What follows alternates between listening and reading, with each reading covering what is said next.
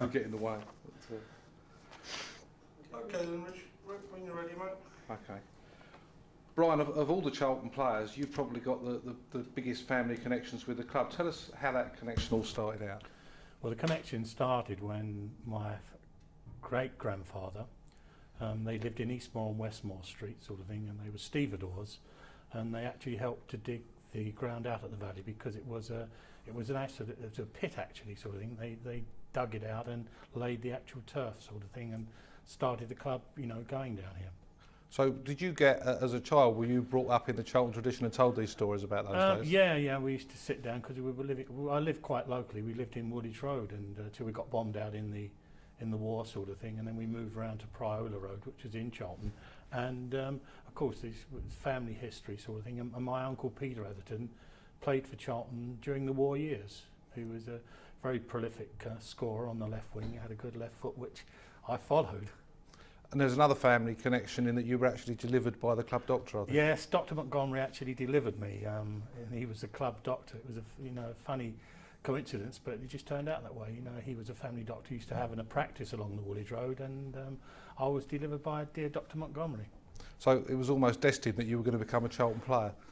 Well, yes. I mean, I was lucky enough. For a working class family, I got a position in a grammar school, the Roan Grammar School. And I always remember my father, when I went up there sort of thing, he said, whatever you do, son, he said, don't tell them you want to become a footballer, otherwise they won't allow you into the school. But, I was always mad keen on football, any sport really. And is it true you had an offer from another club that you turned down to come to Charlton? Yes, I started off actually at Bromley Football Club, and I played there for a couple of years and represented Kent. And I played in the Olympic trial match up in Bishop Auckland, the north of England versus the south of England. And then I came and played a little while for Gravesend and Northfleet, and I actually played with the great Jimmy Logie down there sort of thing. And one day my father said, I got home and he said, we've had a Tottenham scout, Mr. Nicholson's come up to see, he wants to sign you on schoolboy terms. But I was never really interested sort of thing. And finally I used to come down here quite a bit, and Jimmy Seed signed me on. But when I first started, it was a bit different. My dad said, you've got to have a proper job. So I actually worked at a company called Henry Sykes. It was a very big company down here, and done an apprenticeship there. And they used to let me off Tuesday mornings, and I used to come down here Tuesday evenings and Thursday evenings to do training. While I continued working, I'd done a 5-year apprenticeship down there. And what was it like becoming a Charlton player in that era? It was brilliant. It was brilliant because I was a local lad and I was known. But sit down, it makes you think how football has changed its face. Because the first game I played down here, I was still working at Henry Sykes, and I was a 17-and-a-half-year-old, coming up to 18-year-old lad, and we played against Newcastle United, and they had the great Jimmy Schooler, Bob Stokoe, who later managed Charlton Play, was playing for them, and we drew with them. And I laid the ball on for Bobby Eyre to get the equaliser. And full of myself, read it in the newspapers on Sunday, got a good ride up sort of thing, but was brought down to earth on the Monday as I went into the to the works at 7:30. My mentor, the man who was I was apprenticeship to, he called me over. He said, "Well done, son. I've read all about you in the papers." He said, "You've done really, really well. But let's get things into perspective. Get in the queue, go up to the canteen. I want a cheese roll and a pot of tea, please." That wouldn't happen in these days. And in that sort of area, I think you played in the last First Division season, didn't you? Yes, the last First Division season. Obviously, that was a difficult baptism, I suppose. But then it went on, and there was a sort of successful era without getting back into the First Division. Lots of goals flying in. Well, it was really funny then because I played I think 15 or 16 games in the old First Division, and then the following season, Jimmy Seed was having a revamp of the team, and he made lots and lots of changes.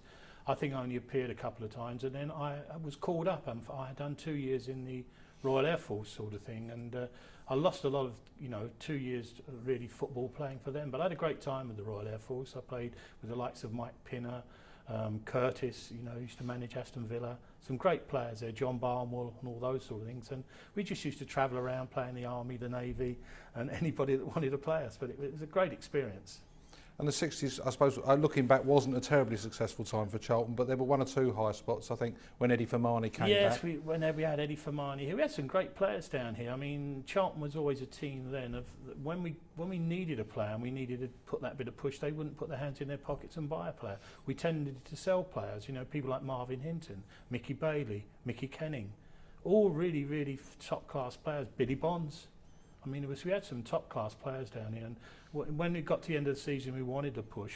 You know, it never happened, sort of thing. And I think the first year Eddie Fermani came back, we went 13 games without losing, sort of thing, and we needed to buy a player. We got right up near the top there, but it never materialised. You know, I mean, it makes you wonder. I don't know whether I should be saying this, where the money actually did go in the club, because it certainly wasn't going on players' wages, and it certainly wasn't going on transfer fees. If you look in the past, I think our transfer fees of selling greatly outnumbered the transfer fees for buying. And there was a young fella came through in 1962 called Keith Peacock. Keith Peacock, yes. Did you think he was a prospect? Yes, Keith was always. We used to call him Snatch. It was his name. The reason that when we played five-a-side, nobody could get the ball. If he got the ball, he had to finish off with this side. So we used to call him the Snatch. We used to have a little competition. You know, anybody that scored in a five-a-side, we used to keep a record. You know, I scored 5 today. I scored 6. You know, great comradeship sort of thing. You know, people like John Sewell were down there at the time. John Huey. Mickey Kenning, Charlie Wright, Matt Tees, you know, great lads. And was there a good atmosphere among the players? I get the impression, particularly that late 60s team, there was a good camaraderie. Very, very good camaraderie. It wasn't until Bob Stokoe really came to the club that this all really started, because before that, wives and that weren't really welcome in the club. The wives used to meet you in the tea room afterwards. And when Bob came, and him and his wife Jean, they both unfortunately passed on now, they started getting more family orientated, and wives were invited in, the children were invited in. It caused a great, you know, much more camaraderie. We were always with the players, you know, we were going around one another's houses, we'd have parties, we'd have get-togethers sort of thing. The wives used to meet up. Yeah, it was great camaraderie, because most of the people used to live within the area of Charlton, because you know, so when I started, very, very few players had cars, and you know, they used to either get the bus or the tram or the train, or even walk to the ground. Mm. And in that, Eddie Fermani became manager in '67, and there was that great season of '68-9. Was probably the closest that Charlton went in the time you were. That was the closest we ever got in the time I went. Yeah, it was a really good season. We were really playing well, sort of thing, and. Again, unfortunately, the money wasn't forthcoming. We all knew we needed 1 or 2 players, you know, and it never materialised. Do you remember those matches against Crystal Palace in the FA Cup? FA Cup, brilliant games, yes, yeah. When we went over there and won the replay, it was one of the best games I think I've ever played in, for atmosphere-wise. It really was terrific atmosphere. Did you play in the game at Highbury? Yes, played in the game at Highbury. I didn't remember that game. We could have won that if Matt Tees had a great chance, sort of thing, and he unfortunately spilled it. But we were in with a shout on that game. And just finally, Brian, you're still here, still connected with the club after all these years. It's obviously a special place for you. Oh, it is a special place, you know. So I've moved away from the area now, but I've still got my aunts and that live in the area, and it's still a very, very special place. And it was a great day when they came back for the Valley after, you know, having sort of visited Crystal Palace and and West Ham, sort of thing. It was great that they actually come back, and I think it's a great indictment on the club that I don't think it could have happened to any other club. I think, you know, it just shows you the family affair with the supporters, and forming this party and getting the ground back again. I think all credit to them, sort of thing. And I think it's always been, everybody I speak to, they love coming down to Charlton. It's a very family orientated club, and long may it stay like that. That's fantastic, Brian. Thanks very much. Okay, that's really good. Yeah, it's exactly what I wanted. Is it? Yeah, thanks. Okay, thanks. Commemorate Sam Bartram. And I say, well, I've got a nice little story about. Okay. Yeah. Okay, well, we're here to commemorate Sam Bartram. Tell us about Sam. Well, I knew Sam, and he used to have a shop on Floyd Road, a sports shop. You know, footballs mainly, sort of thing, balls, boots, socks, and all that. Didn't have a great deal of stock, but when Charlton used to play down here, and Sam was playing, I used to come down, especially of an evening, if they had evening games, and Sam always used to give me the key to lock the shop up. I used to sit in the shop for him in case he sold a few pair of socks or boots or even laces, sort of thing. And it was the evening, forget the actual date, but it was a Wednesday evening when they played Arsenal down here. It's in the record books. It was a massive crowd down here. and I looked after the shop, and after the game I came down and waiting for Sam after the game. I think Arsenal beat Charlton, to be quite, I'm not sure of the score. But the thing that stands in my mind, Sam said to me, he said, do you mind, Brian? He said, take these two gentlemen and show them where the station is.